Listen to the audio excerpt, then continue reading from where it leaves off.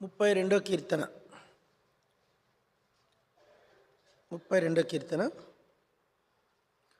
9వ వచనము చదువుకో. 32 కీర్తన 9వ వచనం చదువు. బుద్ధి జ్ఞానము లేని గుర్రముల వలెనైను కంచెర గాడిద వలెనైను మీరు ఉండకుడి.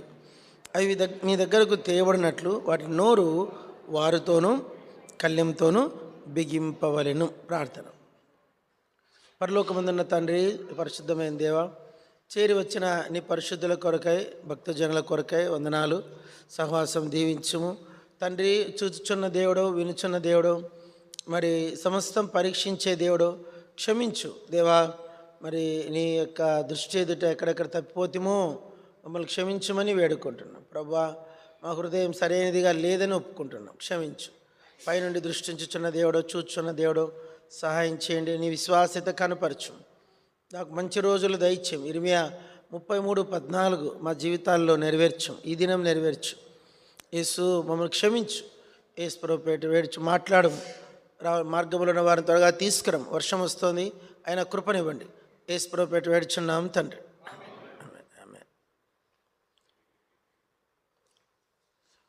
సృష్టిలో ప్రతిదీ కూడా దేవుని యొక్క చేతి పని. సృష్టిలో ప్రతిదీ కూడా దేవుని యొక్క చేతి పని.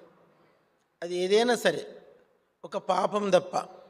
పాపం అనేది అది మనుష్యుడు తన విధేయత ద్వారా తెచ్చుకున్నది. మానవునికి దేవుడు నిజంగా చూడండి, ఒక్క మాట గమనించండి. సృష్టిలో ఏది కూడా దేవుని ఆజ్ఞ అతిక్రమించట్లే. గమనించండి, ఏదైనా తీసుకోండి, దేవుని ఆజ్ఞ అతిక్రమించే సృష్టి ఒకటి చూపించండి. ఏది కూడా లేదు. దేవుని ఆజ్ఞ అతిక్రమించే ఒక పక్షి కూడా లేదు, ఒక జంతువు లేదు, మట్టి లేదు, ఎలిమెంట్స్ 5 ఎలిమెంట్స్ లేవు. గాలి, నీరు, ఆకాశం, భూమి, అగ్ని ఇవన్నీ కూడా దేవుని ఆజ్ఞను నెరవేరుస్తాయి. అన్నీ అంట దేవుని సేవిస్తున్నాయంట. ఒక చోట రాయబడింది, అవన్నీ నీకు సేవ చేయుచున్నవి. అన్ని సేవ చేస్తున్న దేవునికి. అయితే ఒక మానవుడు మాత్రము దేవుని ఆజ్ఞను అతిక్రమించి పాపమును సంక్రమించుకున్నాడు. ఈరోజు మానవుని జీవితంలో పాపము అధికారంలో, అది ruling. Sin is ruling by మానవుని మీద, ఓవర్ మానవుని మీద పాపం అనేది ఏలుబడి చేస్తాం.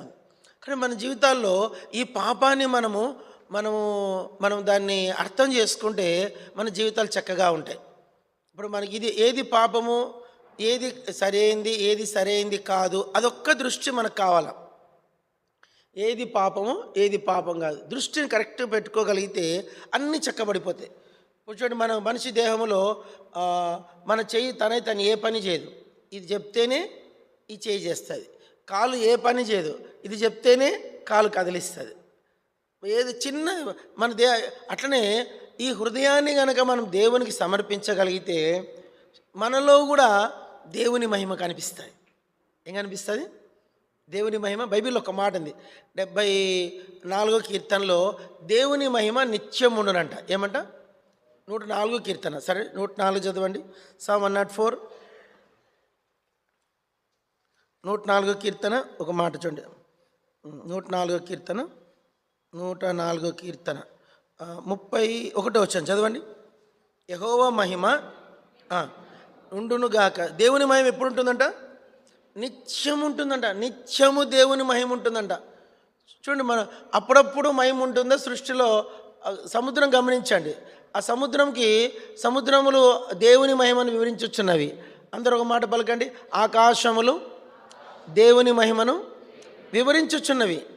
ఆకాశాలు అంటే దేవుని మహిమను ఏం చేస్తున్నాయంట? వివరిస్తున్నాయంట. అంటే ఆకాశానికి ఏముంది? దేవుని మహిమ ఉంది. చదవండి ఇంకొక మాట, మనం రోమపత్రిక 1:20, Romans 1:20, రోమ 1:20లో ఒక మాట చదవండి. ఆయన అదృశ్య లక్షణములు అనగా ఆయన నిత్య శక్తియు దేవత్వమును జగదుత్పత్తి మొదలుకొని సృష్టింపబడిన వస్తువులను ఆలోచించుట వలన తేటపడుచున్నవి. చాలు. సృష్టిలో మీరు గమనిస్తే ఉన్నటువంటి యొక్క జగత్తులు అంటే ఎన్నో ఉన్నాయి. 84 లక్షల రకాల జీవరాశులు, ఈ యొక్క ప్రాణమున్న జీవరాశులు. అవి ఇంకా ప్రాణం లేని జీవరాశులు ఎన్నో ఉన్నాయి. జీవరాశులు కాదు, ప్రాణం లేని ఎలిమెంట్స్, మట్టి, ఆకాశము, ఈ యొక్క ఇవన్నీ కూడా, ఇంకా మనకు కనిపించేవన్నీ, దృశ్యమైనవన్నీ ఏది తీసుకోండి అన్నిట్లో ఏముంది? దేవుని మహిమ ఉంది. కాబట్టి అలా దేవుని మహిమ ఉన్నటువంటి ఒక జంతువు ఏదంటే గాడిదని చెప్పచ్చు. ఏది? చూడడానికి మనకు గాడిదే కదా అంటాం, కానీ గాడిద దగ్గర చాలా నేర్చుకోవాల్సినవి చాలా ఉన్నాయి. బైబిల్లో ఈ గాడిదను మనము దేవుడు మనకు బుద్ధి కలిగించడానికి దేవుడు సృజించాడు. బైబిల్లో ఒక మాట మొట్టమొదటిగా మనం చదువుకున్నట్లయితే, మనం ఇక్కడ యెషయా గ్రంథం 1 చదువుకుందాం. యెషయా గ్రంథం 1 చదవండి, 3వ వచనం. అందరు చదవండి. ఎద్దు తన కామందు నెరుగును, గాడిద సొంతవాని దొడ్డి తెలుసుకును, ఇజ్రాయేలుకు తెలివి లేదు, నా జనులు యోచింపరు. ఎద్దు అంట కామందు నెరుగునంట. మామూలుగా పల్లెల్లో మీరు చూస్తే ఎద్దులు ఉంటాయి. ఎద్దు, మా ఇంట్లో కూడా మాకు ఎద్దులు ఉండేవి. మా అబ్బ వాళ్ళు ఆ ఎద్దులు సేద్యం చేయడానికని వాటిని పొద్దున్న 4:30కు లేస్తాయి, లేపుతారు వాళ్ళు. అప్పటికే లేచి ఉంటాయి. అవి 4:30కు ఆ కాడిట్లు ఎత్తారు. కాడిట్లు ఎత్తుతానే మనం ఎంత చక్కగా, అంత పెద్ద జంతువు, అవి దాదాపు 2000 కేజీలు ఉండవచ్చు. అంత పెద్ద జంతువు అలా వచ్చి ఇట్లా ఎత్తుకొని ఎంత నంబర్తో చూపిస్తుంది తెలుసా? వెరీ ఒబీడియంట్గా కనిపిస్తుంది. ఏది? ఎద్దులు అవి నిజంగా చెప్పాలంటే ఎద్దుల గురించి ఎన్నో బైబిల్ అదొక అద్భుతమైన సారాంశం. ఎద్దులు ఎన్నో దివ్యమైన గుణలక్షణాలు. దేవుని యొక్క, ఒక మాట చెప్పాలంటే, మనకు పరలోకంలో ఉన్న జీవులలో ఒక జీవి పేరు ఏం పేరు? ఎద్దు. ఇప్పుడు ఎద్దు ఎవరికి గుర్తు అంటే యేసు ప్రభువుకే గుర్తు. మార్కు సువార్త ఎద్దుకు సాదృశ్యం. చెప్పండి, మార్కు సువార్త ఏంటి? మార్కు సువార్తలో ఒక మాట ఎక్కువ కనిపిస్తుంది. ఏమిటి ఆ మాట అంటే వెంటనే. ఏమిటన్నమాట? వెంటనే. దగ్గర నాకు తెలిసి ఒక మార్కు సువార్తలో వెంటనే అన్నమాట ఒక 50 సార్లు వస్తుందేమో. ఆ మాట ఎందుకు అన్నిసార్లు రిపీట్ చేశారంటే, ఒకటే చాప్టర్లో చాలా సార్లు వస్తుంది. ఏదన్నమాట? వెంటనే. మార్కు సువార్త చూడండి ఒకసారి. మార్కు సువార్త 1వ అధ్యాయం చూడండి అన్నమాట. మార్కు సువార్త 1వ అధ్యాయం 12వ వచనం. 12 మార్కు 1:12. వెంటనే చాలు. తర్వాత చదవండి 18వ వచనం. వెంటనే వారు వలలు విడిచిపెట్టి. తర్వాత 20 చదవండి. వెంటనే ఆయన వారిని పిలువగా. తర్వాత 29 చదవండి. వెంటనే వారు సమాజమందుల నుండి వెళ్ళి. ఇలా మీరు చూసుకుంటూ పోండి. ఈ అధ్యాయం ఇంకెక్కడ ఉన్నాయమ్మా? అమ్మా మీరు చదువుకోండి. ఈ ఒక్క అధ్యాయంలో దగ్గర ఒక 7 సార్లు వస్తుంది వెంటనే అన్నమాట. ఈ వెంటనే అన్నమాట ఏం చూపిస్తుందంటే ఎంతో విధేయత. ఇప్పుడు పొద్దున్నే ఓ పని చెప్పాం, ఆ పని అయిపోయినట్టునే మళ్ళీ ఇంకో పని చెప్తే సరే చేయడం, మళ్ళీ ఇంకో పని చెప్తే సరే. దినమంతా చెప్తానే ఉండాలా? చెప్పండి, దినమంతా చేస్తా. అది చూపిస్తుంది. ఇప్పుడు ఎద్దు తన కామందుని ఎరుగునంట. ఎద్దు ఏమంట? తన యజమాని. కామందు అంటే యజమాని. తన యజమానిని ఒబీడియంట్గా లోబడుతుంది ఎద్దు. ఇక 2వ జంతువు పేరు రాశాడు, గాడిద తన సొంత దొడ్డిని తెలుసుకుని. బైబిల్ దినాల్లో ఇప్పుడు మన ఇంటికి నాకు తెలిసి ప్రతి ఇంటికి స్కూటర్ ఉంది. ప్రతి ఇంటికి ఏముంది? స్కూటర్ ఉంది. ఇప్పుడు నాకు ఏమనుకోకండి, కోప్పడకండి. స్కూటర్ ఉన్న వాళ్ళందరూ చెయ్యెత్తండి ఒకసారి. మాకు స్కూటర్ ఉంది. ఉందా మీకు? ఒక్కసారి అట్లా పైకి ఎత్తండి. స్కూటర్ ఉన్న వాళ్ళు దగ్గర ఒక ఉన్న వాళ్ళలో 50 మంది మగ బ్రదర్స్ ఉంటే 30 మందికి స్కూటర్ ఉంది. 50 మంది బ్రదర్స్ ఉంటే 40 మందికి స్కూటర్ ఉంది. ఇంటికి ఒకటి తప్పకుండా ఉంటుంది, 1, 2 కూడా ఉంటాయి. ఎందుకు?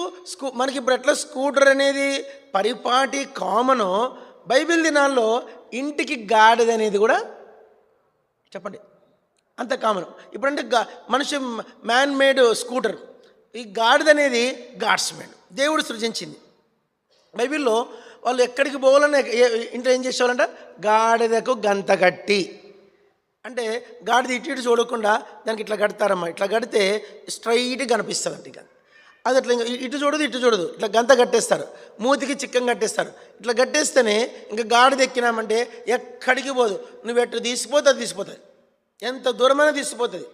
గాడిదలు ఆ దినాల్లో ఈ గాడిదలు దేనికి వాడేవాళ్ళంటే ప్రయాణాలకి. ఇప్పుడు నజరేతు నుంచి బెత్లెహేంకి మరియమ్మ వచ్చింది, నజరేతు నుండి బెత్లెహేంకి వచ్చింది మరియమ్మ. దేని మీద వచ్చిందంట? గాడిద మీద వచ్చింది. అంటే ఆ దినాల్లో ఎక్కడికి పోలన్న మనుషులు ఏం చేసేవాళ్ళు?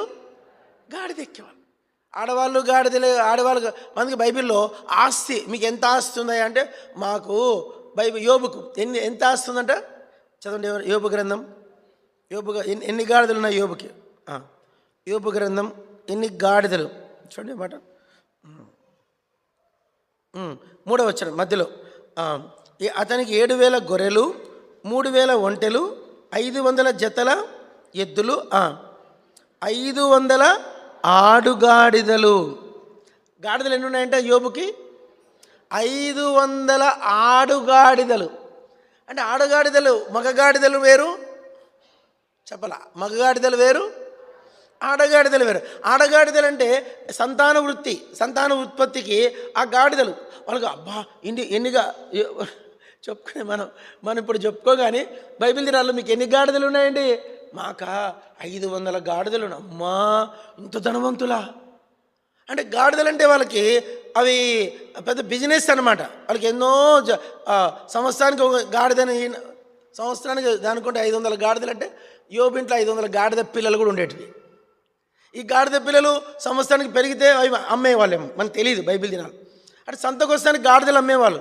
అట్లా గాడిద ఒక యజమాని కొన్న తర్వాత, యజమాని సొంతమైన తర్వాత అతని జీవితకాలం అంతా అతని సేవ చేస్తుందంట. అందుకే ప్రభు అంటాడు, గాడిదలు తమ యజమానుల యొక్క దొడ్డిని తెలుసుకొనును. ఈ దినాల్లో మనుషులకు అసలు తెలియంది ఏంటంటే, ఇప్పుడు మన సొంతం కాదు, మనకు ఒక యజమాని ఉన్నాడు, మనకు ఒక కామందు ఉన్నాడు. ఆ కామందు ఎవరంటే దేవుడు. అది మనం గ్రహించాలి. ఈ ఇప్పుడు మన కొన్నిసార్లు మనము మన సెల్ ఉంటుంది, కోపం వస్తే నాకు తెలిసి ఒక ఆయన సాక్ష్యం చెప్పాడు, ఇప్పటిదాకా 7 సెల్లు పగలగొట్టాడంట. ఎన్ని సెల్లు? ఆయనవే, వేరే వాళ్ళు కాదులేండి. ఆయన ఎందుకు పగలగొట్టి అడిగాను. భార్య మీద కోపంతో అంట, భార్య ఇరిటేట్ చేస్తుందంట, ఆమెను కంట్రోల్ చేయడానికి సెల్లు పగలగొడతాడు. ఇది ఒక వ్యాపారం, సెల్లు పగలగొట్టడు. అంటే ఎందుకు సెల్లు పగలగొట్టామంటే అది నేను కొన్నాను బ్రదర్, నా ఇష్టం, దాన్ని పగలగొడతా.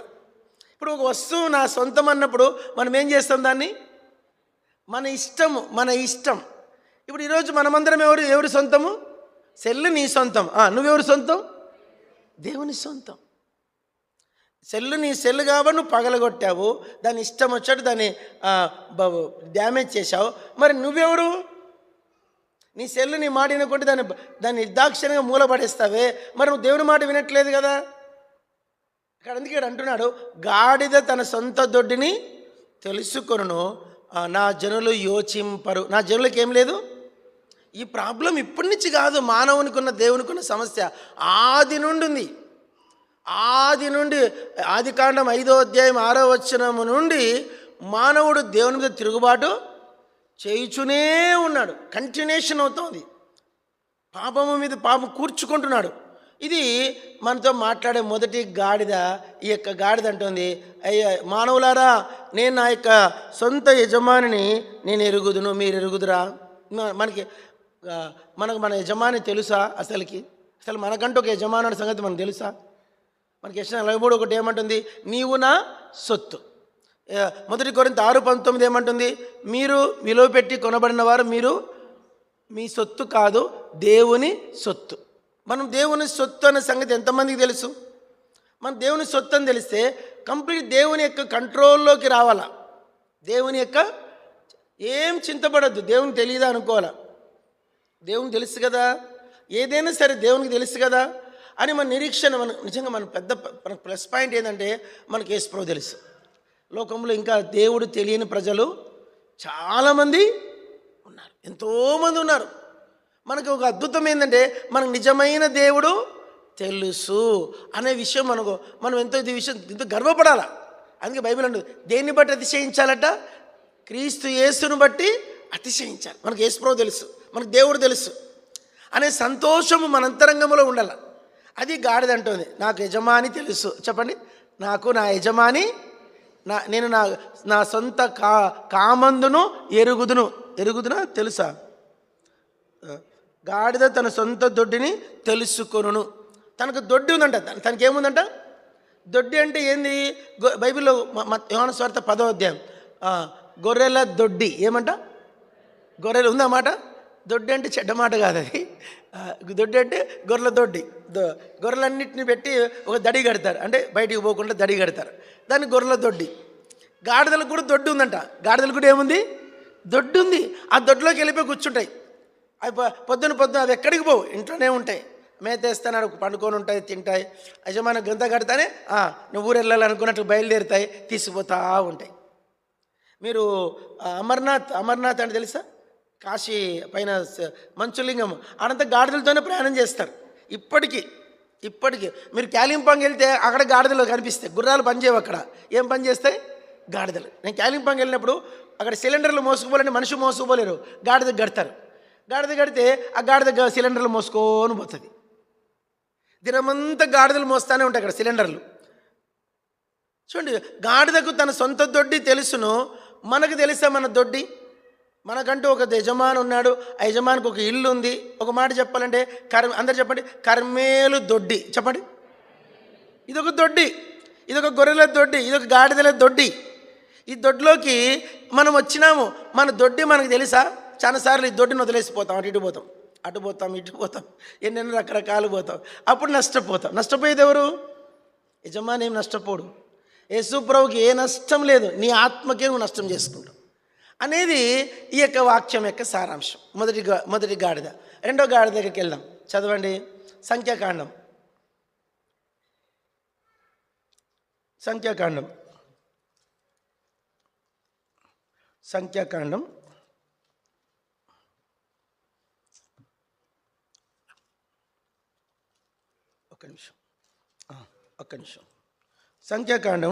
22వ అధ్యాయం అందరం చదువుకుందాం. కొన్ని దివ్యమైన మాటలు ఉంటాయి. 21 నుంచి సంఖ్యాకాండం 22వ అధ్యాయం 21వ వచనం నుండి 23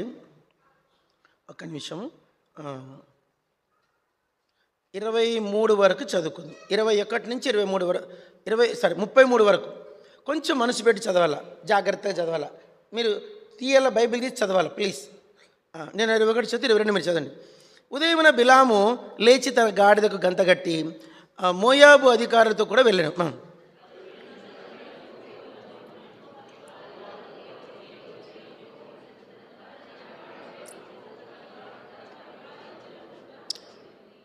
యెహోవా దూత ఖడ్గం దూసి చేత పట్టుకొని త్రోవలో నిలిచిండుట ఆ గాడిద చూచెను గనుక అది త్రోవను విడిచి పొలములోనికి పోయెను. బిలాము గాడిదను దారికి మలుపవలెనని దానికి కొట్టగా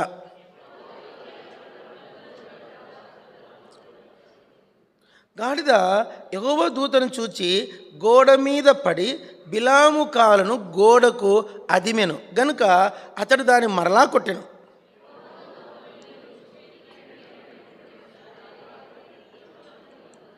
గాడిద యెహోవా దూతను చూచి బిలాముతో కూడా క్రింద కూలబడను గనుక బిలాము కోపము మండి తన చేతికర్రతో గాడిదను కొట్టెను.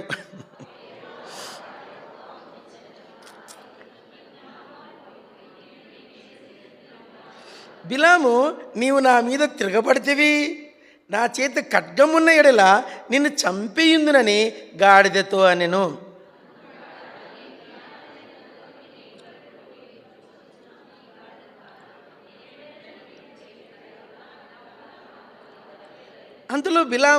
అంతలో యెహోవా బిలాము కన్నులు తెరిచెను గనుక దూసిన ఖడ్గము చేత పట్టుకొని త్రోవలో నిలిచున్న యెహోవా దూతను అతడు చూచి తల వంచి సాష్టాంగ నమస్కారం చేయగా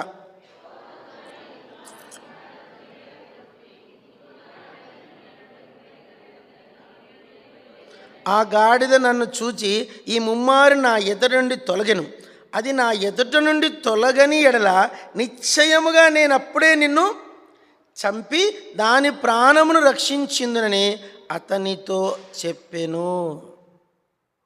ఒక అద్భుతమైన కథ ఇది. మాకు సండే క్లాసులో ఒక లెసన్ ఉంది, బిలాము కథ. తెలుసా మీకు?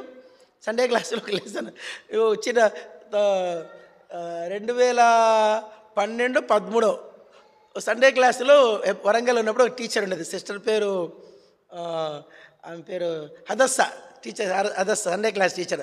ఆమె ఈ బిలాము కథ చెప్పింది. మా కొడుకు కూర్చున్నప్పుడు మా వానికి 11 ఏళ్ళు అనుకుంటా, 11 ఏళ్ళు.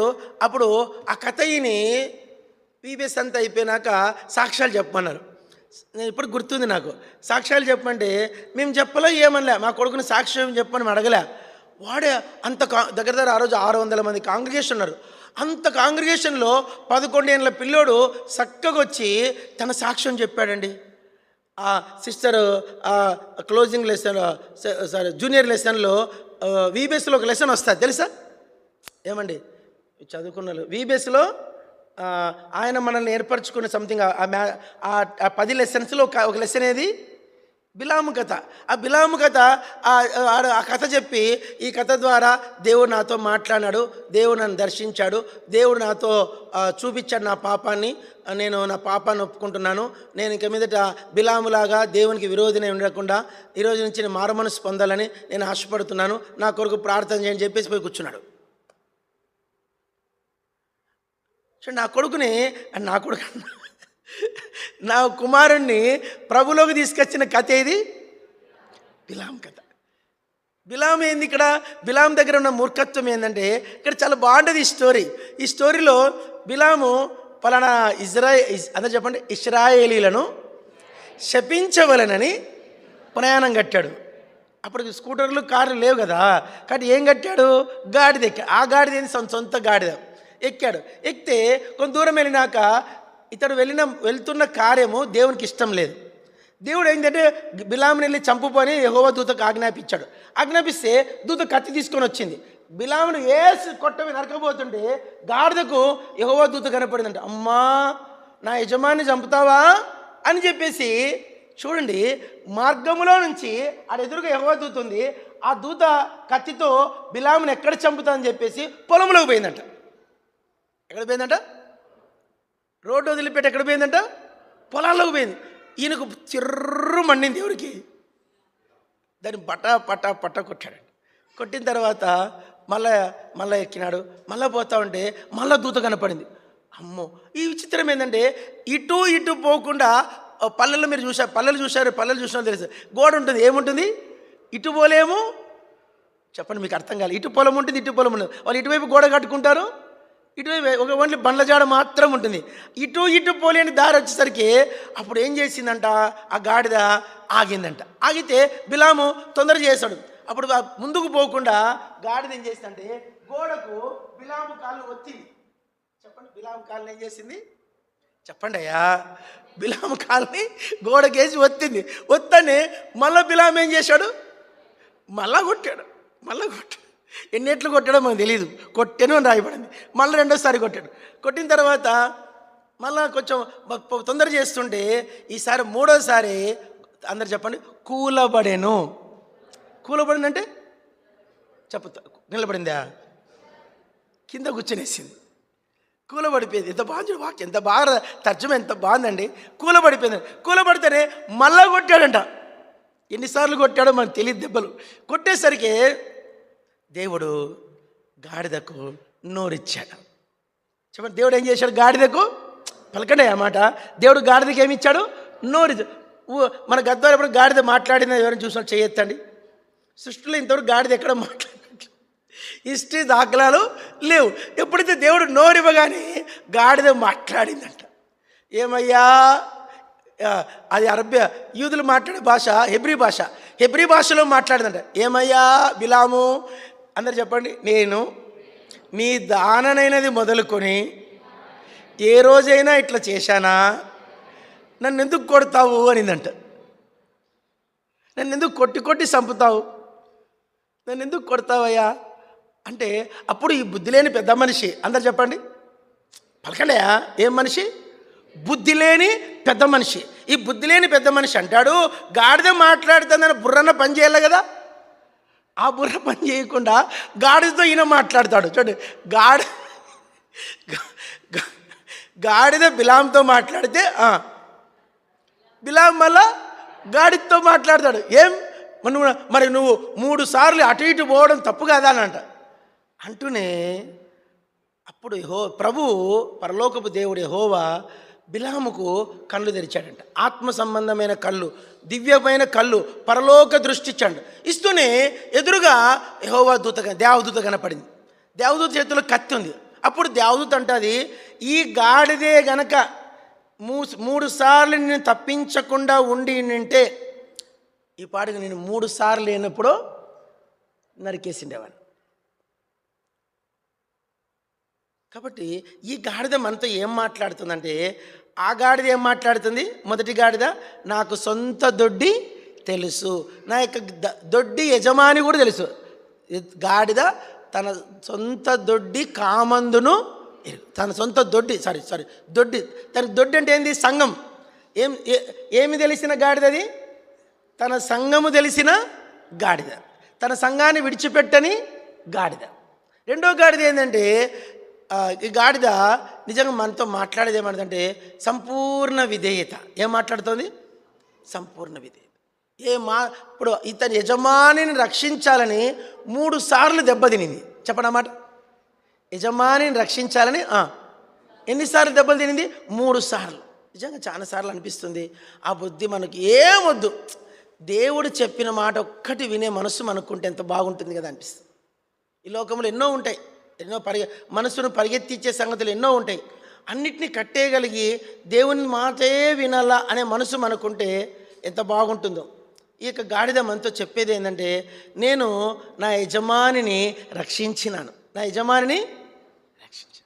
యజమానిని రక్షించిన గాడిద. ఈరోజు నిజంగా చెప్తున్నాను, మీరందరూ కూడా ఎక్కడో చోట ఎంప్లాయర్స్గా ఉంటారు, జాబ్ హోల్డర్స్గా ఉంటారు. మీ పై అధికారిని రక్షించాలన్న నీ యొక్క యజమాని లేక నీ అధికారిని రక్షించాలన్న భారం నీకు ఉందా? ఈ లోకంలో ఎంతోమంది నశించిపోతున్నారు. బిలాములాగా అడ్డదారిలో పోయేటోళ్ళు చాలామంది ఉన్నారు. వాళ్ళకి దేవుని మాటలు చెప్పగలిగా ఆ మనసు నీకుంటే ఎంత బాగుంటుంది. ఈ గాడిద యెహోవా చేత నోరు పొందిన గాడిద. నేను అనుకుంటాను అక్కడ గాడిద చచ్చిపోయిందే మనకు తెలియదు, ఎందుకంటే అక్కడ మాట రాయబడింది. చదవండి, సంఖ్యాకాండ 22లో ఇక్కడ మాట అన్నాడు,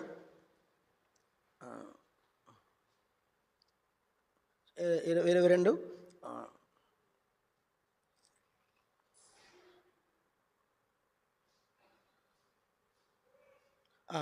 చూడండి అన్నమాట. 33 చివరిలో ఉంది, అది నా ఎదుట నుండి తొలగని ఎడల 33 అండి, అది నా ఎదుట నుండి తొలగని ఎడల నిశ్చయముగా నేనప్పుడే నిన్ను చంపి దాని ప్రాణమును రక్షించింది. అందరూ చెప్పండి, ఇప్పుడు చెప్పండి, ఈ గాడిద చచ్చిపోయిందా బతికిందా? చెప్పండి అమ్మా. నిన్ను చంపి దాని ప్రాణం రక్షించిందును అంటే ఇప్పుడు ఈ గాడిద బతికిన గాడిద చచ్చిన గాడిద? ఈయన కొట్టిన దెబ్బలకు ఆ గాడిద చచ్చిపోయింది. నీ ప్రాణమునకు బదులుగా అది ఏమంటాడు ఇక్కడ 33 చివరిలో, నేను అప్పుడే నిన్ను చంపి దాని ప్రాణమును రక్షించింది. అంటే ఇక్కడ నిజంగా చెప్పాలంటే ఈ గాడిద ఇక్కడ మనకి అర్థం ఏంటంటే చచ్చిపోయింది. యజమాని రక్షణ కొరకై గాడిద అంటే ఇక్కడ ఈ మనుషుడు, ఈ బుద్ధి లేని పెద్ద మనిషి గాడిద చచ్చేట్లు కొట్టాడు. ఎట్లా కొట్టాడు? 3 సార్లు కొట్టాడంట. ఎలా కొట్టాడో మనకు తెలీదు, దేంతో కొట్టాడో తెలీదు మనకు. దెబ్బలన్నీ తినింది కానీ అతనికి ఏ కీడు. అది తిరుగుబడితే గాడిద కరుస్తాయండి, తెలుస్తలేదు మీకు? గాడిదలు ఏం చేస్తాయి చెప్పండి? కరుస్తాయి. గాడిద కరిస్తే విషం, అది పాయిజన్. గాడిదకు కూడా తన సొంత రక్షణ కోసం మనిషిని కరిచేది తెలుసు, దానికి తన్నేది తెలుసు, పరిగెత్తేది తెలుసు. కానీ ఇక్కడ తన్నలేదు, కరవలేదు, పరిగెత్తలేదు. అతని చేతిలో గాడిద ఏమైంది? చచ్చిపోయింది. నిజంగా ఎంత మంచి గాడిద. నిజంగా ఈ గాడిద మనతో మాట్లాడుతుంది, నా యజమాని కోసం నేను చనిపోయానంటుంది. చెప్పండి, నా యజమాని కోసం నేను చనిపోయినాను. రెండవ విషయం చెప్తాను. మూడో విషయం గాడిద. చదవండి, మూడవ విషయం చదవండి. మూడో విషయం చదవండి. లూకా సువార్త లూకాసు వార్త, ఒక్క నిమిషం. లూకాసు వార్త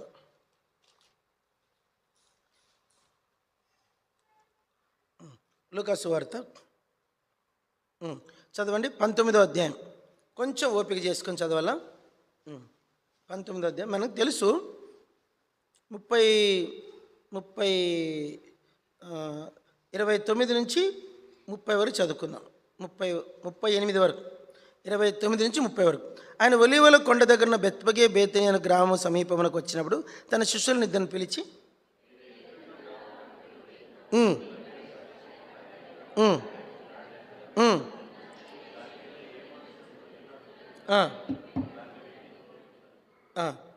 ఎవరైనా మీరెందుకు దీన్ని విప్పుచున్నారని మిమ్మల్ని అడిగినలా ఇది ప్రభువునకు కావలసినదని అతనితో చెప్పడని చెప్పి వారిని పంపాను.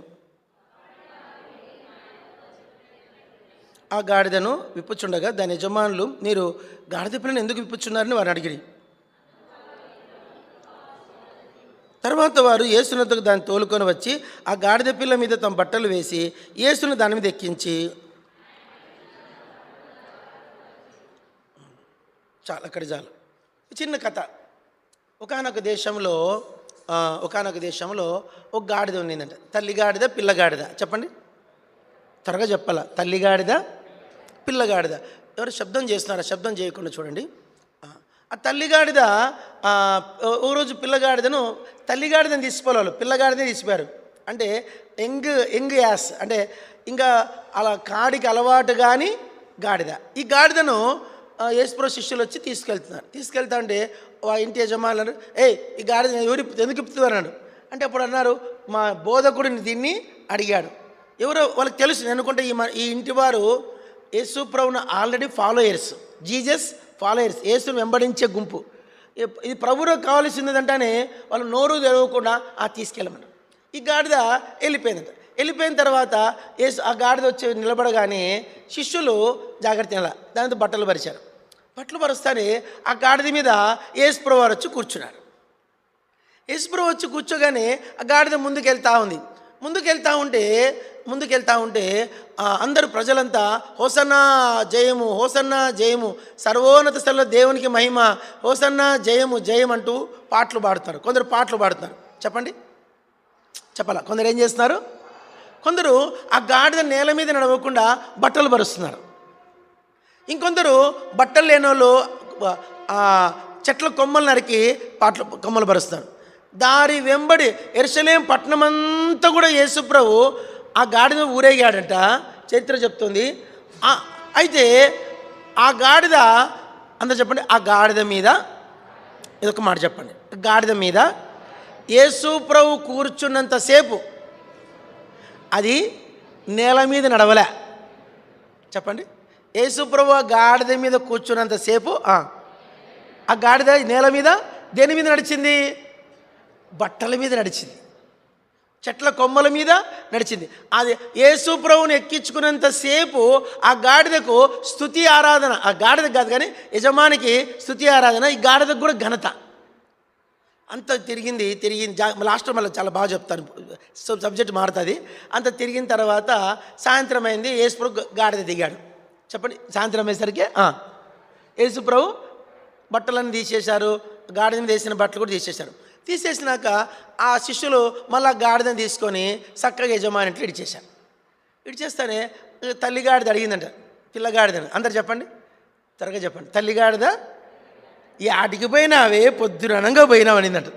అంటే నేను పిల్లగాడిదంట అమ్మా అబ్బా అబ్బో అనిందంట. ఏంది అంత ఉబలాట పడతారు, చెప్పరాదంటే అబ్బో నేను చెప్పలేనమ్మా అనిందంట. అరే చెప్పవే, అమ్మో నేను చెప్పలేను. ఏంది జరిగింది? అమ్మా ఈరోజు నా బ్రతుకు ధన్యమైపోయిందమ్మా. ఏమైందంటే అబ్బా ఈరోజు పొద్దున సెంటర్లో పోయినా కదా, కృష్ణవేణి సెంటర్కి. అక్కడ నుంచి ఇప్పుడు ఇంటికి వచ్చేదాకా నేను నేల మీద నడవలేదనుకోనంట. అబ్బా నేల మీద నడవలేదు, మరి దేన్ని నడిచా? బట్టలే బట్టలు, కొత్త బట్టల మీద నడిచాను, ఇంకా కొమ్మల మీద నడిచాను, ఇంకా నా ముందర పాటలు. ఏమి ఘనత మమ్మీ నాకు ఈరోజు అనంట. అంత ఇని తల్లిగాడిది అబ్బా కృష్ణవేణి చౌక్ దగ్గర నిలబడుకుంటే, త్వరగా చెప్పాలి మీరు, కృష్ణవేణి చౌక్ దగ్గర నిలబడుకుంటే మనుషులకి బట్టలు పరుస్తారంట, పాటలు పాడతారంట, కొమ్మలు పరుస్తారంట అనుకొని గబగబా పొద్దున ఆ రాత్రి ఊరుకుంది. పొద్దున్నే పోయి శ్రీకృష్ణవేణి చౌక దగ్గర నిలబడుకుందంట. ఏది? తల్లిగాడిద. ఏ గాడిద? పొద్దున దారిని పోయేటోడు అందరూ కొడతాడు. ఇదేంటి పొద్దున దారి కట్టంగా నిలబడింది. వీడు కొడతాడు, సుంగన్న కొడతాడు, రాజన్న కొడతాడు, సాంబన్న కొడతాడు. అందరూ కొట్టి కొట్టి కొట్టి కొట్టి కొట్టి కొట్టి కొట్టి దినమా అది అనుకుందంట. సాయంత్రంలోపు ఒక్కడన్నా బట్ట వరుసడా. రాజేష్ అన్న కూడా కొడతాడు, ప్రదీప్ కొడతాడు. అందరూ కొట్టుడు దాన్ని కొట్టించుకొని ముఖం వాసిపోయింది. దానికి ముఖం వాసిపోయి అనుకుందంటే ఒక్కడన్నా బట్ట పరుస్తాడేమో, బట్ట మీద నడుద్దాం. ఒక్కడన్నా ముందర పాట పాడతాడేమో.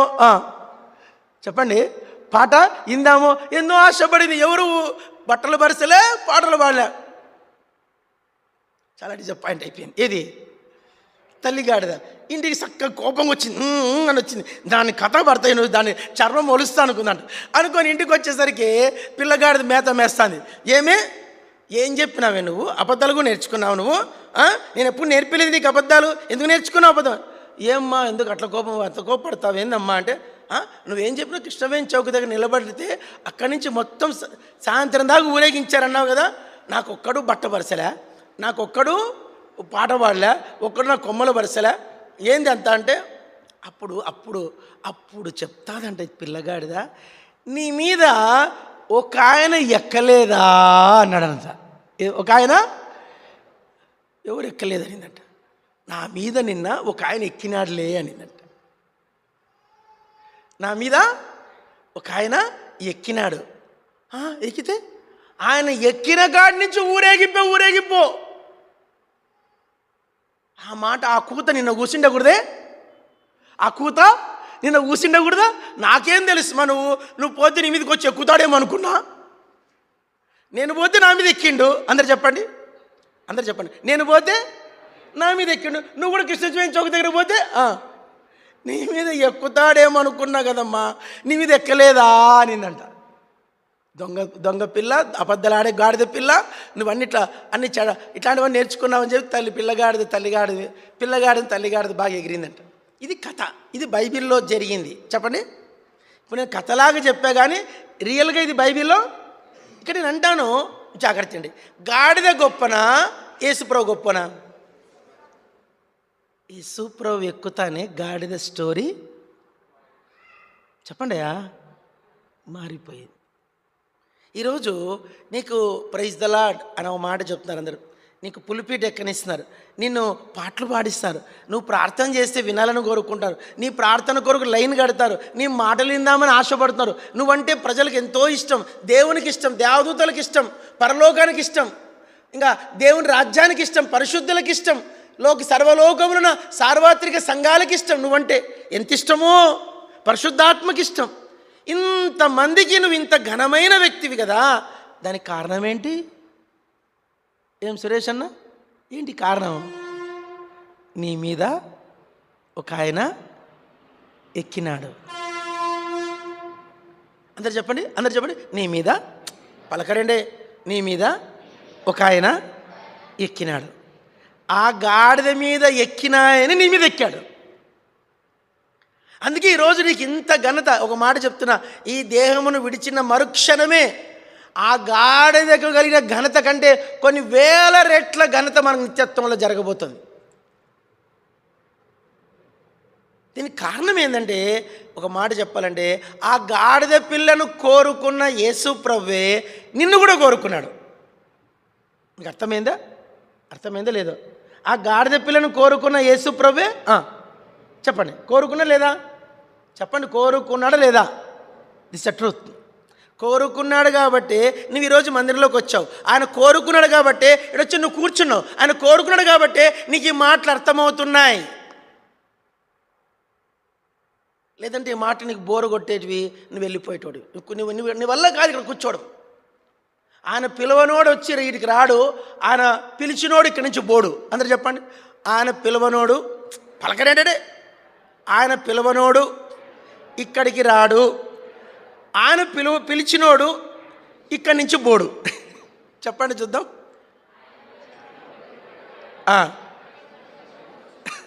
ఈరోజు గంజిపేట సురేష్ని యేసుప్రభు 25 ఏళ్ళ క్రితం పిలిచాడు. 20 ఏళ్ళ క్రితం పిలిచాడు. ఈ రోజు నుంచి ఆయన మీద నుంచి దిగాడన్నా నీ మీదే ఉన్నాడు, నా మీద ఉన్నాడు, సుంకన్న మీద ఉన్నాడు, ఇక్కడ మనోజ్ మీద ఉన్నాడు, అందరి మీద, ఈ చిన్న బుడ్డోళ్ళ మీద కూడా ఉన్నాడు. వీళ్ళ మనస్సాక్షిలో కూర్చొని ఉన్నాడు ఆయన. కాబట్టి ఎప్పుడు దిగుతాడు? ఈ యాత్ర ముగించే వరకు నీ మీదనే ఉంటాడు. తన ఆత్మ, నీ మీద నా ఆత్మ ఉన్నది కనుక భయపడకుడి, నీ మీద నా ఆత్మ ఉన్నది గనుక మీరు భయపడకు, మీ మధ్య నా ఆత్మ ఉన్నది భయపడకుడి, నీతో కూడా నా ఆత్మ వచ్చుచున్నది భయపడకుడి. ఈరోజు మన మీద ఈ యేసు, ఈ గాడిద అనబడే మన మీద, అబ్రహాం అనే ఈ గాడిద, రాజేష్ అనే గాడిద, ఇంకేం గాడిదలండి, మనోజ్ అనే గాడిద, ఈ గాడిదల మీద యేసు ప్రభు రిచ్ అనే గాడిద, ఈ గాడిద మీద యేసు ప్రభు వచ్చి కూర్చున్నాడు. కాబట్టి నువ్వు చాలా విలువైన, నీ జీవితము ధన్యం. పాపం ఏమనుకోకండి, గద్వాల్లో నాకు తెలిసి గద్వాల జనాభా 1,00,000 ఉండొచ్చు. 1,00,000 2 లక్షలనా? 1,00,000 అనుకుందాం. 1,00,000 జనాభా గద్వాల. 1,00,000 మందిలో ఎంతమంది మీద యేసు ప్రభు కూర్చున్నాడు? ఈరోజు మన మందిరంకి వచ్చినారు, ఒక 500 మంది వచ్చారు. 500 మంది మీద కూర్చున్నాను. ఇంకా కూర్చోకుండా ఉన్న వాళ్ళు దగ్గర 90,000 మంది మీద యేసయ్యా. చెప్పండి, 90,000 అన్ని చర్చిలు కలిపితే 14 చర్చిలు తిప్పి కొడితే నన్ను అడిగితే ఒక 5,000 కూడా లేరు. 95,000 మంది మీద యేసయ్యా చెప్పండి కూర్చోలేదు. వాళ్ళకి ఘనత లేదు, వాళ్ళకి మహిమ లేదు, ఈ ఆరాధన లేదు, ఈ దివ్యమైన సంగతులు. అదే పొద్దున్న చెప్పాను, ఎఫ్ఎస్సీలు ఎలాంటి వారు? మృగములు. వాళ్ళు ఎలాంటి వారండి? చచ్చినోళ్ళు. వాళ్ళు దేవునికి వాళ్ళకి మధ్య గోడ కట్టుకున్నోళ్ళు, వాళ్ళు దూరస్తులు. ఇలాంటి వాళ్ళ పాపముల చేత, అపరాధముల చేత మృతులు. అలాంటి వారిని, అలాంటి వాళ్ళే మనం. అయితే యేసుప్రభు మనల్ని బ్రతికించాడు. ఈరోజు నువ్వు కూడా బ్రతికావు కాబట్టి యేసుప్రభు ఇచ్చిన ఆ ఘనత నువ్వు పొంది ఆనందిస్తున్నావు. ఇది చాలా మన జ్ఞానమునకు మించిన విషయం. మొదటి గాడిద ఏం గాడిద? త్వరగా చెప్పండి, ఏం గాడిద? మొదటి గాడిద తన కామందును, తన దొడ్డిని తెలుసుకొనిన గాడిద. అందరు చెప్పండి, తన దొడ్డిని తెలుసుకొనిన గాడిద ఒక గాడిద. రెండో గాడిద ఏంటి? యజమాని కొరకు ప్రాణం అర్పించిన గాడిద. చచ్చిపోయింది అది. ఈరోజు ఆ గాడిద చావలేదంటే బిలాము చచ్చిపోయి ఉండేవాడు. యాక్చువల్గా బిలామును 3 సార్లు తప్పించింది. ఎన్నిసార్లు? 3 సార్లు తప్పించి ఆఖరి తను చచ్చిపోయింది. తాను చనిపోయి యజమాని బ్రతికిచ్చింది. అద్భుతమైన గాడిద అది. మూడో గాడిద ఏంటి? యజమానిని మోసిన గాడిద. దానికి ఘనత పొందిన గాడిద. ఏం గాడిద? ఘనతకెక్కిన గాడిద. దాన్ని బీట్ చేసే గాడిద ఇంకొకటి లేదు. 2 3 గాడిదలు. 4వ గాడిద తీయండి. 4వ గాడిద చదువుకుందాం. నిర్గమాకాండం.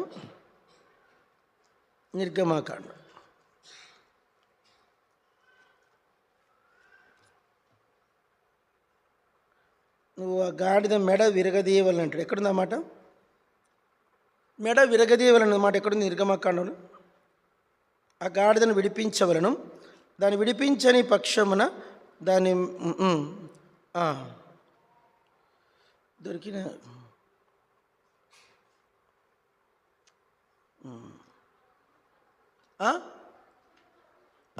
నిర్గమాకాండం 13:13. Thank you. నిర్గమాకాండం 13:13 తీయండి. Thank you. నిర్గమాకాండం 13:13 అందరు చదవాలి. చాలా విలువైన వచనం ఇది, చాలా important, very very very important. మీరు రాసుకోవచ్చు, వెరీ వెరీ వెరీ ఇంపార్టెంట్ అని. నిర్గమాకాండం 13:13 స్టార్ట్. ప్రతి గాడిద, ప్లీజ్ చదవండి అమ్మా.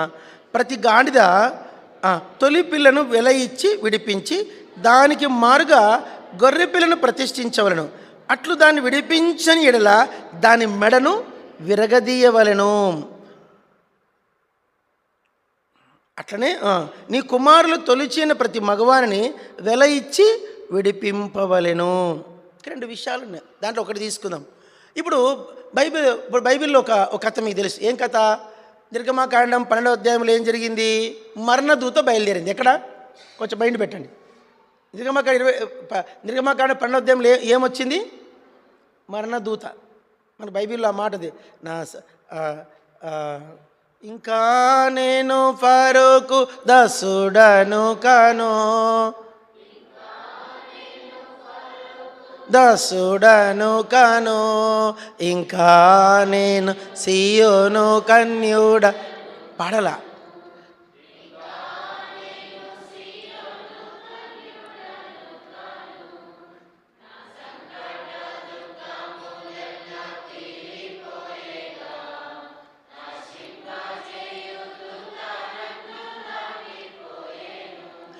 నశింపచేయు. ఏం పాట అండి ఇది! నశింపజేసే దూత దాటిపోయింది. నిజంగా ఇజ్రాయేలీలు నిర్గమకాండం 12వ అధ్యాయంలో అక్కడ ఆ ఐగుప్తు మీద నుంచి మరణదూత బయలుదేరి. తర్జుమాలో ఆ దూత పేరు ఏరియల్ అని. ఏం పేరు? మనకు ఏరియల్ సర్ఫ్ తెలుసా? ఏరియల్ సర్ఫ్ అండి, ARIEL. ఆ ఏరియల్ అనే దాని అర్థం ఏంటంటే మరణదూత అని. మరణదూతని ఎందుకు పెట్టారని ఒక ఆయన కామెంట్ ఇస్తే, బట్టల మీద ఉన్న మురికి కూడా ఒక మరణదూతే, దాన్ని ఎల్లగొట్టేదే మా ఏరియా. అది ఇంటర్నేషనల్ బ్రాండ్, ఇండియా బ్రాండ్ కాదు అది, ఇంటర్నేషనల్. ఫారిన్ అమెరికాలో పోతే కూడా అమెరికాలో కూడా ఏరియాలో ఉంటుంది. మీరు ఇంగ్లాండ్ పోతే ఇంగ్లాండ్ కూడా ఏరియాలో ఉంటుంది. ఇండియా ఏరియల్ సర్ఫ్ అనేది చెప్పండి, ఇంటర్నేషనల్ బ్రాండ్. అది ఇండియాది కాదు, అది ఫారిన్ అది. ఇప్పుడు ఆ ఏరియల్ అనే మాటకు అర్థం ఏంటంటే మరణదూత.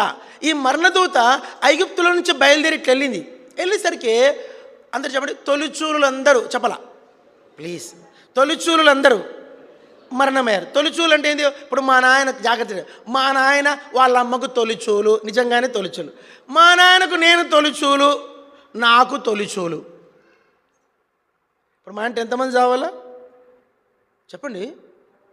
నేను ఐగుప్తిని, మా నాయన వాళ్ళ అమ్మకు తొలిచూలు, నేను మా అమ్మకు తొలిచూలు, నాకు తొలిచూలు ఉన్నాడు.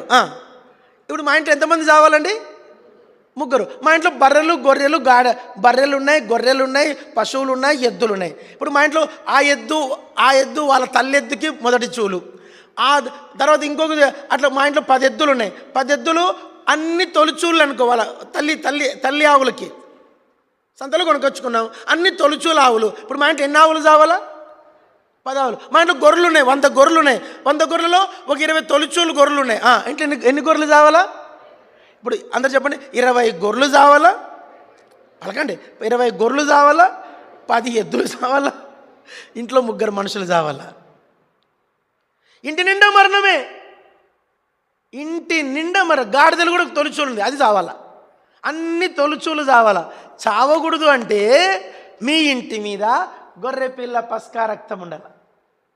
మీ ఇంట్లోకి మరణదూత ఏరియల్ రావద్దంటే చెప్పండి అన్న, ఏం రావద్దు మీ ఇంట్లోకి? ఏరియల్ రావద్దంటే మీ ఇంటి మీద ఏముండాలా? గొర్రె పిల్ల రక్తం. నీ రక్తమే నీ ధీకారించున్, నీ రక్తమే నా బాలము, నన్ను వెంబాడించు, నన్ను బేదారించు సైతాను, సైతాను నన్ను బేదారించు సైతాను, ధునుమాడేది నీ రక్తమే, దాహించేది నీ రక్తమే, ధునుమాడేది నీ రక్తమే, దాహించేది నీ రక్తమే, నీ రక్తమే, నీ రక్తమే నన్ను శుద్ధీకరించున్, నీ రక్తమే. ఇప్పుడు ఆ రక్తం ఎవరింట్లో ఉందో మా నాయన సేఫ్, నేను సేఫ్, మా కొడుకు సేఫ్. మా ఇంట్లో 10 గొర్రెలు సేఫ్, 10 ఎద్దులు సేఫ్, 10 గాడిదలు సేఫ్. మా ఇంటి మీద రక్తం లేదు, మా ఇంటి మీద ఏం లేదు. ఇంట్లో ఎంతమంది చావాలి ఇప్పుడు? మా ఇంట్లో 3, మా నాయన, నేను, నా కొడుకు. మా నాన్నకి 3 కొడుకులు, మళ్ళీ 3 కొడుకులకు తర్వాత పుట్టినా కదా వాళ్ళకు తొలిచూలు కొడుకులు ఉన్నారు. అర్థమైందో లేదో మీకు అర్థమైందో లేదు? తండ్రికి 5 మంది కొడుకులు ఉంటారండి. 5 మంది కొడుకు పెద్దోడు పెద్ద కొడుకు, మిగతా 4 కొడుకులు మళ్ళీ మొదటి కొడుకు ఉంటాడు కదా. ఒక ఇంట్లో నన్ను అడిగితే దగ్గర 10 మంది వచ్చింటారు. అక్కడ అందరూ చెప్పండి, ఐగుప్తు దేశంలో శవము లేని ఇల్లు ఒక్కటైనా లేదు.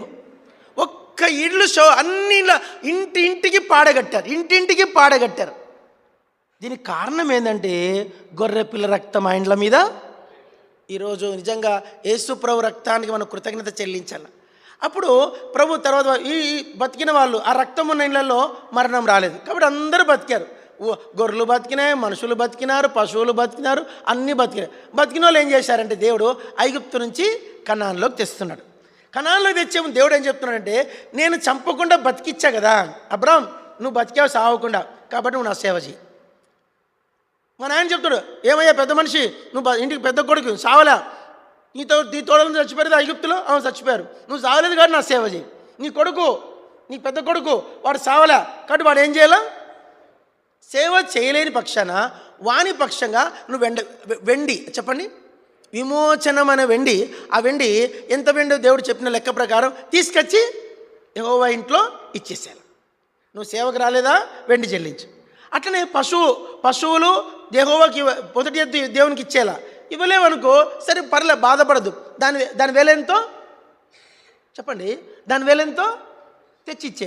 గొర్రె ఇవ్వలేదు, తొలిచూలు ఇవ్వలే, దాని వేలెంతో తెచ్చిచ్చే. గాడిద తొలిచూలు ఇవ్వలేదు, దాని వేలెంతో తెచ్చిచ్చే. అలా ఎవడైతే వెండి తూచి ఇవ్వలేదనుకో గాడిదనం, నిర్దాక్షిణ్యంగా గాడిదను మెడబట్టి ఇట్లా ఇచ్చేసేలా, గాడిద మెడబట్టుకొని తిప్పేలా చచ్చిపోతాయి. ఇప్పుడు ఈ చచ్చిన గాడిదకు పేరు పెడదాం. అందరు చెప్పండి, విమోచింపబడని గాడిద. చెప్పండి ఆ మాట చెప్పండి. ఏం గాడిద అది? అది తొలిచూలు గాడిద. వెండి దాని వేల ఇవ్వలేదు, 100 దేనారములు ఇవ్వలేదు కాబట్టి ఆ గాడిద ఏం కాదా, దాన్ని నిర్దాక్షిణ్యంగా చంపే. ఈరోజు మనం రక్షించబడ్డాం, దేవునికి స్తోత్రం. మన విమోచకుడు ఎవరు? అందరు చెప్పండి, మనందరి పక్షంగా వెండి వేల కట్టింది ఎవరు కట్టింది?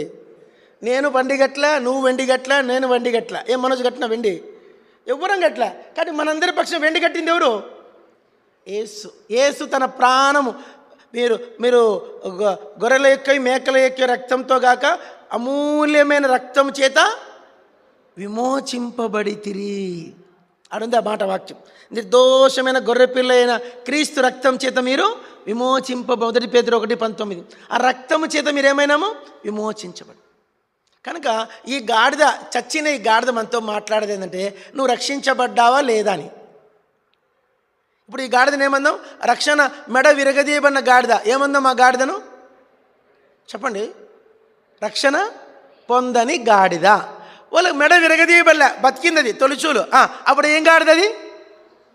విమోచింపబడిన గాడిద. ఇప్పుడు ఈ గాడిద 2 types of donkey. 1 donkey is not redemption, 1 donkey is redemption. అది విమోచించబడిన గాడిద, విమోచింపబడని, అది నీ ఇష్టం, నీ చేతిలో ఉంది. దేవుని వాక్యం ఇది. ఇప్పుడు ఎన్ని గాడిదలేనాయి చెప్పండి, ఎన్ని గాడిదలు? ఇంకొక గాడి చెప్పేసి వదిలేస్తా, ఒక సుత్తి కొట్టాను, ఇంకా ఒక గాడి చెప్పేసి వదిలేస్తా. ఈ గాడిద ఏం గాడిదంటే బుద్ధి లేని గాడిద. ఏం గాడిద? బుద్ధి లేని గాడిద. చూద్దాం కీర్తనలు 32వ కీర్తన, Psalm 32, 32వ కీర్తన. అందరు 9వ వచనం. బుద్ధి జ్ఞానము లేని కంచెర గాడిద వలె మీరు ఉండకుడి. గాడిదకి ఏం లేదంట? బుద్ధి జ్ఞానము లేని గాడిద. ఒకసారి ఊర్లో గాడిద ఉండిందంట. యజమాని బాగా రోజు ఆయన పని ఏంటంటే దాన్ని ఈపు మీద ఉప్పు మూట వేసేవాడంట. ఏం వేసేవాడంట? త్వరగా చెప్పండి. ఉప్పు మూట. ఏం మూట? ఈ గద్వాల నుంచి ఎర్రవేలు తీసుకెళ్ళి అమ్మేవాడంట గాడిదను, ఉప్పు మూట వేసి. అయితే రోజు ఇది ఏందబ్బా ఇది, ఈ రోజు మోసి పెట్టాలా, ఎట్లయినా సరే దీనికి తప్పించుకోవాలనుకొని దారిలోకి ఏరు వస్తుందంట. అమ్మయ్య, ఏమొస్తుంది? ఏరు వస్తారే అది నొప్పులు వచ్చేట్టుగా కూలబడేదంట. కూలబడతానే నీళ్ళలోకి ఉప్పు మూట పడితేనే ఏమవుతుంది? కరిగిపోయింది. అబ్బా అనుకుందంట, అమ్మయ్య పని తక్కువైపోయింది నాకు, అమ్మయ్య బరువు తగ్గిపోయింది, హ్యాపీగా ఇంటికి వచ్చేసింది. యజమానికి మొదటి రోజు కింద పడింది. పోనీ ఏదో పొరపాటు అవుతుంది, మనిషి అన్నాక ఏమవుతుందండి, పొరపాటు అవుతుంది. గాడిద ఉప్పు పోయిందిలే అనుకో. రెండో రోజు మళ్ళీ మూటేసంట. కరెక్ట్గా ఏరు వచ్చేసరికి ఏం చేసింది, మళ్ళా త్వరగా చెప్పండి, మళ్ళీ ఏం చేసింది, మళ్ళీ నీళ్ళలో మునిగింది. కింద పడి యాక్షన్ చేస్తానే మళ్ళీ కరిగిపోయింది ఉప్పు. అబ్బా, యజమానికి అర్థమైంది, ఇది పొరపాటున పడిన గాడిద కాదు ఇది. ఏం గాడిద, కావాలనే పడుతుంది ఇది. నా ఉప్పు అంతా అన్యాయం చేస్తుంది, నా బిజినెస్ అంతా పాడు చేస్తుంది. ఇట్లనే దీని కథ, ఇది తెలివే, ఇది దొంగెత్తేస్తుంది ఇది అని చెప్పేసి ఇంటికి వెళ్ళినాక మరుదినము దానికేం తెలుసు, ఉప్పు మూట గట్ల, ఇసుక మూట గట్ల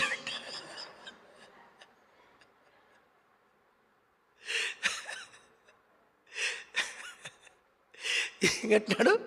ఉప్పు మూట గట్ల, ఏం కట్టినాడు, ఇసుక మూట కట్టినాడు.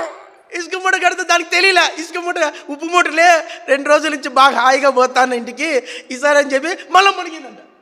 మునుగుతాను, ఇసుకలోకి నీళ్ళు వచ్చేసినాయి, బరువు తిరుపులైంది. తిరుపులయ్యేసరికి దీనికి అర్థం కాలే, పరేషాన్ అయిపోయింది. అరే ఇదేంది కరగట్లేదు. ఇంకా సచ్చినట్లు ఆ మూట, ఇసుక మూట అదంత బరువు అయిపోయింది. అమ్మా అనుకుంటూ మొత్తానికి ఎర్రవాళ్ళ దగ్గర తెచ్చేసి ఆడేసేసిందంట. అనుకుందంట, నేను పొరపాటు చెప్పాలా, నేను పొరపాటు తప్పు చేసిన. జాగ్రత్త, బుద్ధి జ్ఞానము లేని కంచెరగాడిదలాగా ఉండకండి. దేవుని ఆజ్ఞలు బైబిల్ చెప్తుంది, అందరూ చెప్పండి, నా ఆజ్ఞలు తేలికైనవి, సులువైనవి.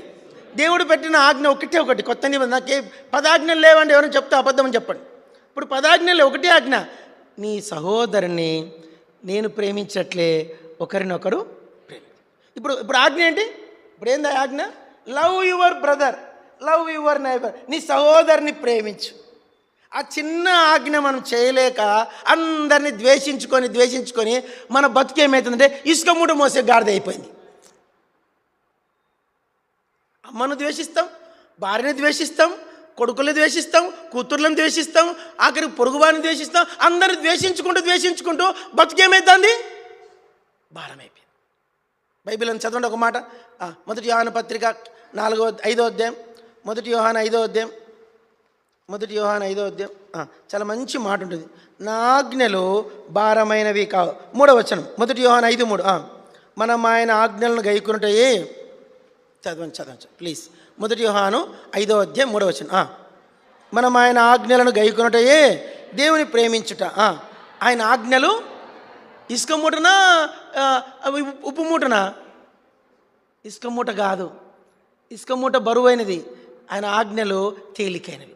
నా ఆజ్ఞలు భారమైనవి కాదు. ఆయన ఏమి లేవు ఆజ్ఞలు, కొత్త నిబంధనలు ఆజ్ఞలు ఏమి లేవండి, ఏం ఆజ్ఞలు లేవు. ఒకటే ఆజ్ఞ. ఏమిటి ఆజ్ఞ అంటే ప్రభువును బట్టి ఒకరినొకరు ప్రేమించుకో, ద్వేషించద్దు, ఎవరిని ద్వేషించద్దు. ఓకే, వాడు దుష్టుడే, ప్రైజ్లాడు చెప్పు, ఏమవుతుంది, అయిపోయా. వాడు దుష్టుడే, వాడిని కీడు చేశాడు, వాడిని ఇంటి మీద వచ్చి మట్టి వేసిపోయాడు, అయినా పర్లేదు, ఆ మట్టి దేవుడు ఆశీర్వాదంగా మారుస్తాడు. వాడిని కనబడినప్పుడు అన్న ప్రజలాడన్నా బాగున్నారన్నా అలా అయిపోయా. పరలోకపు దేవుడు, నేను అంటాను, బైబిల్ అంతటిలోకెల్లా అందరూ గమనించండి, బైబిల్ అంతటిలోకెల్లా ఆత్మీయుడు ఎవరైనా ఉన్నాడంటే ఒకే ఒకడు, ఎవరంటే శత్రువు కోసం ప్రాణం పెట్టేవాడు, శత్రువును ప్రేమించేవాడు, శత్రువు కొరకు పూటపడేవాడు. ఎందుకంటే యేసుప్రభు శత్రువును ప్రేమించాడు, శత్రువు కొరకు ప్రాణం పెట్టాడు, శత్రువు కొరకు పూటపడ్డాడు. అంతమించి యేసుప్రభు ఏం చెప్పట్లేదు లోకానికి. నేను నా శత్రువులమైన మిమ్మల్ని ప్రేమించిన, మీ శత్రువుల కొరకు పూటపడ్డా. మీరు నా శత్రువులు. దేవుని లోకమును ప్రేమించే వాళ్ళందరూ ఎవరంటే దేవునికి వీఆర్ లవర్స్ ఆఫ్ వరల్డ్, లోకాన్ని ప్రేమించు. కాబట్టి ఇప్పుడు దేవుడు అంటున్నాడు, బుద్ధి జ్ఞానము లేని గాడిదలాగా ఉండద్దండి. గాడిదకి ఏం లేదంట, బుద్ధి లేదంట. బుద్ధి లేని గాడిద 4 సార్లు మనుషులకు మెప్పించింది. ఇప్పుడు మనము ఈ గాడిదలాగా ఉందాము, 5వ గాడిద బుద్ధి లేని గాడిద. ఆ గాడిదలాగా ఉండకండి అని దేవుడు మనల్ని హెచ్చరిస్తున్నాడు. ప్రభు కొద్ది మాటలు దీవించుగాక.